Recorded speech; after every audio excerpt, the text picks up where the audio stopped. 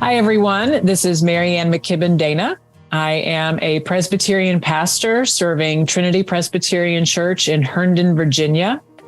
And in addition to being a parish pastor, I am also a writer and a speaker and have written a few books, including my most recent one, which is called Hope, a User's Manual.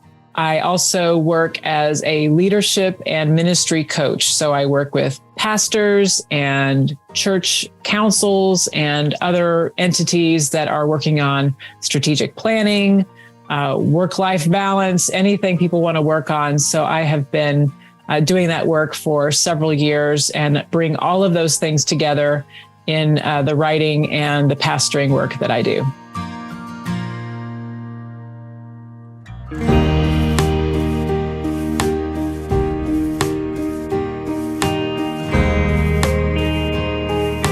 The call to be courageous could probably fit into a lot of practices that Jesus called us to.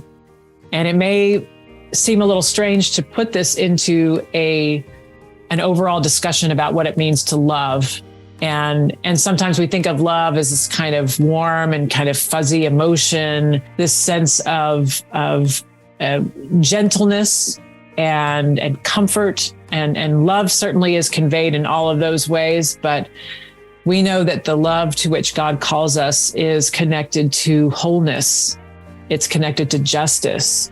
And that requires something from us. That requires a courage and a fortitude. And so I really wanted to have a chance for people to explore the connections between courage and love. And what does it mean to love courageously? As I think about the heart of this practice, we have, of course, that biblical story of one of the early Christian martyrs in Acts 7, the stoning of Stephen. And it's a bracing story. It's a harrowing story. And it's a story of fortitude, of Stephen remaining steadfast to the claims that the gospel had placed on his life. And he paid for that with his life. And I hope it doesn't undermine the essay to hope that no one listening to this ever has to make that ultimate sacrifice. We know and we have seen the example in our own civil rights movement and other movements for justice and liberation around the world and at home. That inspiration is so powerful. The brilliance of folks who are willing to take a stand for justice is brilliant, and something that we almost have to shield our eyes from when we see it because it is so powerful. I heard recently Professor Bettina Love talk about the movement toward anti-racism work and what it means to be an ally versus a co-conspirator. And she talks about Bree Newsom, who brought down the Confederate flag in South Carolina. And she had someone with her, a white man, who understood his role was to be close in with her. When she was up on that flagpole, the police came and wanted to get her down, and they were going to tase the pole. What James Tyson did is he put his hand on the pole. This was a white man who was a co-conspirator with this movement, this symbol of justice.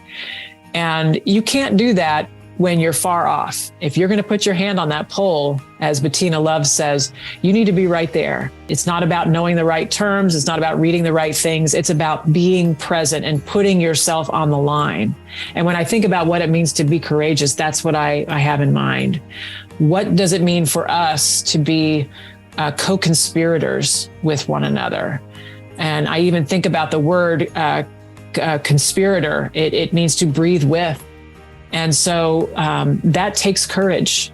Who needs our allyship? Who needs our companionship? Who needs us to be close in with them? And that costs something of us. That requires something of us.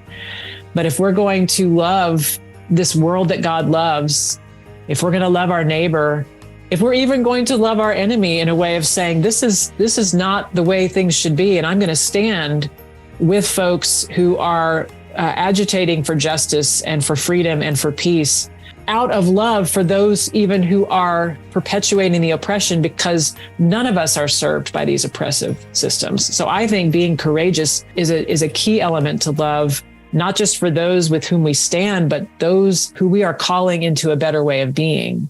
So I want to invite us to think about what it means to lift up courage as a key virtue in what it means to love one another.